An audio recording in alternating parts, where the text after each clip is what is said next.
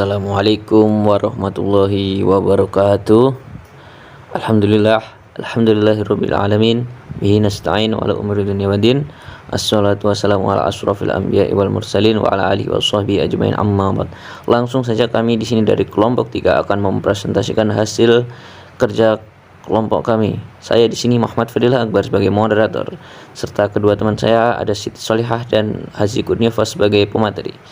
Langsung saja untuk materi yang pertama akan disampaikan oleh Siti Solihah. Waktu dan tempat kami persilahkan. Di sini saya akan menjelaskan, yaitu yang pertama, memahami desain pembelajaran. Dalam sebuah pembelajaran, mengapa diperlukan desain pembelajaran agar pembelajaran bisa terlaksana dengan baik dan terarah, serta berorientasi pada tujuan. Pada judul skripsi yang telah kami ambil untuk dianalisis, peneliti sudah memahami desain pembelajaran dengan baik. Hal ini dibuktikan dengan alasan peneliti menggunakan desain pembelajaran ialah berorientasi pada tujuan, yaitu meningkatkan kemampuan berpikir tingkat tinggi. Kemudian dilanjutkan supaya tujuan tersebut dapat tercapai dengan baik, maka dipilihlah oleh peneliti dengan strategi pembelajaran indeks Karpmatch. Peneliti mengartikan desain pembelajaran itu sendiri sebagai serangkaian usaha sadar seorang pendidik untuk membelajarkan peserta didik. Secara tidak langsung, peneliti mengungkapkan bahwa desain pembelajaran ialah serangkaian proses dalam membelajarkan peserta didik, baik mengenai kondisi belajarnya maupun strategi dan metode serta cara lain dalam mewujudkan pembelajaran. Dalam memahami desain pembelajaran, peneliti menunjukkan karakteristik bahwa desain pembelajaran itu terfokus pada pengembangan atau perbaikan kinerja peserta didik. Hal ini dibuktikan dengan pemilihan pembelajaran oleh peneliti yang mengedepankan perubahan dan perbaikan pada peserta didik dalam berpikir tingkat tinggi. Yang kedua yaitu landasan psikologi desain pembelajaran. Setelah kami menganalisis, pembelajaran indeks Karpmatch ini menggunakan teori belajar muatan kognitif. Dalam teori muatan kognitif menjelaskan bahwa suatu teori utama yang menyediakan kerangka investigasi ke dalam proses kognisi dan desain pembelajaran. Dengan mempertimbangkan struktur informasi dan arsitektur kognitif yang mendukung peserta didik untuk memproses informasi, teori muatan kognitif dapat menghasilkan berbagai keunikan dari desain dan prosedur pembelajaran baru yang kadang-kadang berlawanan dengan intuisi. Jadi, dalam skripsi yang telah kami analisis sesuai dengan buku prinsip-prinsip desain pembelajaran. Yang ketiga yaitu mengidentifikasi kebutuhan pembelajaran. Setelah menganalisis dalam poin ini, peneliti sudah menganalisis kebutuhan yang ada. Hal tersebut dibuktikan dengan adanya masalah yang dikemukakan peneliti. Masalah tersebut timbul karena adanya kesengajaan antara kondisi yang diharapkan guru di SMP Negeri 12 dengan kondisi yang sebenarnya pada siswa. Kondisi yang diharapkan yaitu peserta didik mampu aktif saat pembelajaran, baik aktif dalam bertanya ataupun aktif dalam mengerjakan dan menganalisis soal-soal. Namun, kondisi yang sebenarnya terjadi yaitu peserta didik kurang aktif dalam bertanya dan mengerjakan serta menganalisis soal-soal.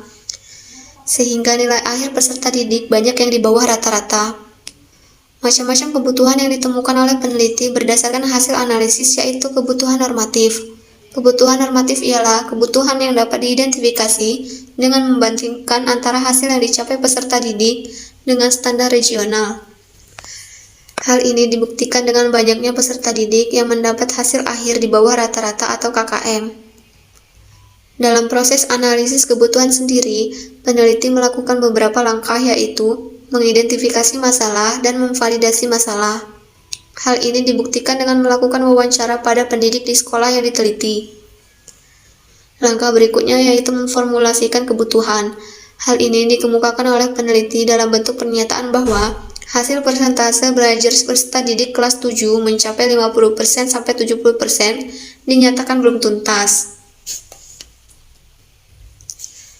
Langkah selanjutnya yaitu merumuskan tujuan, menyesuaikan tujuan, memvalidasi tujuan, dan membuat prioritas tujuan. Dalam hal ini berisi kemana arah perbaikan yang diinginkan, dan peneliti mengungkapkan bahwa pembelajaran yang diterapkan harus mampu meningkatkan kemampuan berpikir tingkat tinggi. Jadi, kesimpulannya, peneliti sudah menerapkan bagian menganalisis kebutuhan pembelajaran. Baik, selanjutnya bab 4 mengenai menganalisis pembelajaran. dalam skripsi yang kami analisis, peneliti mengemukakan bahwa di mana kompetensi dan tujuan pembelajaran itu merujuk pada taksonomi tujuan pembelajaran itu sendiri.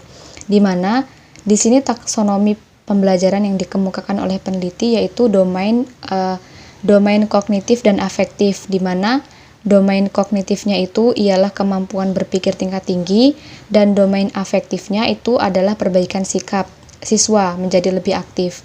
Nah, dalam komponen tujuan pembelajaran itu kan terdiri dari 5 kategori. Nah, di sini ada 2 kategori yang tidak diterapkan oleh peneliti, yaitu kategori untuk komponen informasi verbal dan keterampilan psikomotor. Itu tidak diterapkan karena dalam strategi pembelajaran indeks Carmetz ini si peneliti hanya menerapkan 3 kategori diantaranya, yaitu kemampuan intelektual, di mana ini dibuktikan dengan kemampuan berpikir hot. Kemudian strategi kognitif ini ditunjukkan dengan cara pembelajaran indeks Carmetz itu sendiri, dan sikap. Nah, sikap ini ditunjukkan dengan adanya perubahan dari sikap siswa agar menjadi lebih aktif. Kemudian di bab selanjutnya, bab kelima menganalisis karakteristik peserta didik. Nah, setelah dianalisis pada bagian ini, peneliti mengungkapkan bahwa alasan memilih menerapkan pembelajaran indeks Carmetz bab kelima menganalisis karakteristik peserta didik. Nah, setelah dianalisis pada bagian ini, peneliti mengungkapkan bahwa alasan memilih menerapkan pembelajaran indeks Carmetz ini yaitu dikarenakan masalah yang melatar belakanginya, diantaranya ialah peserta didik memiliki tingkat antusias dalam bertanya kurang, kemudian juga kurang dalam mengerjakan dan menganalisis latihan soal IPA, dan hasil presentasi belajarnya pun dinyatakan belum tuntas, 50-70% gitu. Dari hal tersebut dapat disimpulkan bahwa peneliti menggunakan 1 dari 4 komponen yang digunakan untuk menganalisis karakteristik peserta didik, di mana di antara komponen tersebut ialah ada kompetensi awal, dan untuk 3 komponen yang lainnya itu tidak digunakan oleh peneliti dalam menganalisis karakteristik peserta didik, yaitu yang tidak digunakan ada karakteristik umum, gaya belajar, dan kecerdasan jamak. Kemudian di bab ke-6 itu merumuskan tujuan pembelajaran. Nah, setelah diamati, dalam merumuskan tujuan pembelajaran ini, si peneliti mengartikan bahwa pembelajaran ialah sebagai usaha sadar seorang pendidik untuk membelajarkan kepada peserta didik dalam merencanakan belajar aktif yang berpatokan dengan penyediaan sumber belajar. Nah, dari sini bisa dinilai bahwa yang dimaksud peneliti kemampuan berpikir tingkat tinggi ini sangat berperan penting dalam keberhasilan pembelajaran IPA. Nah, oleh karena itu, dapat dikemukakan bahwa peneliti sudah menerapkan pengertian tujuan pembelajaran, di mana tujuan tersebut adalah mengadakan pembelajaran dalam bentuk indeks Carmetz untuk meningkatkan kemampuan berpikir tingkat tinggi peserta didik. Nah, dalam mengklasifikasikan tujuan pembelajaran khusus, peneliti lebih dominan kepada rumusan tujuan pembelajaran domain kognisi dan afeksi.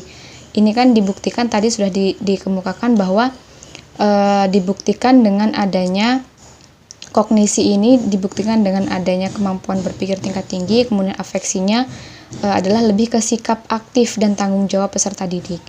Nah, dalam buku desain pembelajaran kan dijelaskan bahwa aspek-aspek tujuan pembelajaran khusus itu terdiri dari 5 atau biasa disingkat sebagai SMART. Nah, di sini peneliti menggunakan hampir seluruh komponen tersebut, namun ada 1 komponen yang tidak diterapkan dalam merumuskan tujuan pembelajaran, yaitu yang tidak dipakai itu time bound atau terikat waktu. Selainnya SMART, nah itu bagian T-nya itu tidak dipakai. Yang dipakai itu spesifik, kemudian dapat diukur, dapat dicapai, dan tidak terlalu sulit dan mudah. Untuk time bound atau terikat waktu itu tidak diterapkan oleh peneliti. mengembangkan strategi dalam pembelajaran. Pada poin ini peneliti sudah lengkap dan mengumpulkannya. Pendekatan yang digunakan yaitu pendekatan ilmiah spesifik, kemudian metodenya ceramah, diskusi, tanya jawab. Untuk tekniknya 7 langkah yang strategik menyampaikan materi. Pendidik memberikan kartu kepada individu peserta didik. Pendidik mengarahkan peserta untuk menemukan pasangan-pasangan, meminta setiap pasangan untuk membacakan soal dan akan dijawab oleh pasangannya. Pendidik mereview hasil kegiatan pembelajaran. Pendidik mempersilakan untuk mengajukan pertanyaan dan pendidik bersama peserta didik mengambil kesimpulan. Kemudian untuk strateginya dengan menggunakan index card match. Kemudian selanjutnya mengembangkan bahan pembelajaran. Dalam poin ini penelitian ini mengumpulkan bagaimana konsep bahan pembelajaran dan bagaimana langkah-langkah dalam mengembangkan bahan pembelajaran. Namun untuk jenis bahan pembelajarannya yaitu menggunakan buku siswa. Setelah dianalisis mengapa peneliti tidak mengemukakan konsep dan langkah-langkahnya, yaitu karena peneliti ini tidak berfokus pada pengembangan bahan pembelajaran dan hanya berfokus pada strategi pembelajaran yang dipilih efektif atau tidak. Selanjutnya mengevaluasi pembelajaran. Dalam penelitian ini bertujuan untuk mengetahui efektivitas strategi pembelajaran indeks Medcats dalam meningkatkan kemampuan berpikir tingkat tinggi, materi objek IPA dan pengamatan. Dan skripsi yang kami baca bertujuan untuk penelitian ini tercapai, yaitu strategi pembelajaran indeks efektif dalam meningkatkan kemampuan berpikir tingkat tinggi pada peserta didik berdasarkan analisis data pada skripsi yang kami baca. Hasil penelitian dan pembahasan dapat ditarik kesimpulan bahwa strategi pembelajaran indeks card match lebih efektif dibandingkan dengan menggunakan strategi pembelajaran konseptual teaching dan learning terhadap kemampuan berpikir tingkat tinggi. Mungkin cukup sekian presentasi yang dapat kami sampaikan, kurang lebihnya kami mohon maaf. Kepada Allah kami mohon ampun. Wallahul muwaffiq ila aqwamit thoriq. Wassalamualaikum warahmatullahi wabarakatuh.